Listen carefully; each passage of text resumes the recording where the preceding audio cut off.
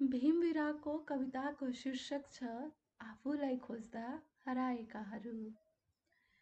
जोगिनु जीवन हो, मासिनु मृत्यु। जन्म मृत्युका दुई किनारा बीच जीवन बगिरहेको छ।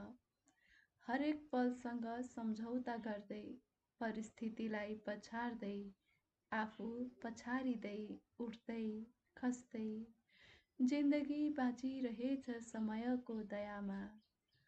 उभो लाग्न बल चाहिन्छ, खस्नलाई चाहिँदो रहेनछ सहयोग कसैको। आकाशमा जुन तारा हुन्छन्, आफ्नै संसारभित्र, आफ्नै व्यथाहरू बीच, कसैलाई झर्न नपाउने व्यथा, कसैलाई झर्नुपर्ने नियत।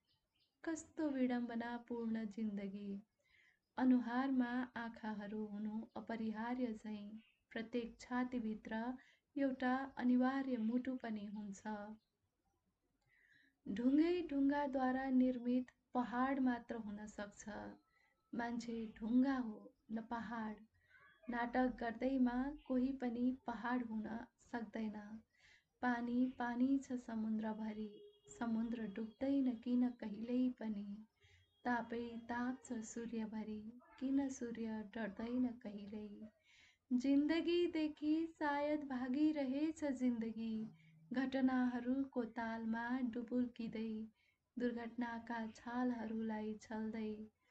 हुलका हुल मृत्युहरू दौडिरहेको सडकमा, साङ्केतिक बन्दी भएर बाजिरहेछ जिन्दगी।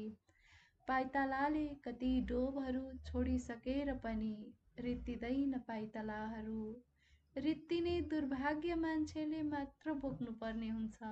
पानीको थोपा पानीमै बिलाए जस्तै मान्छेको हुलमा मान्छे डराइरहेछ।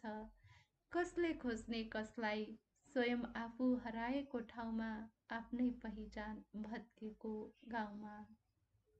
धन्यवाद।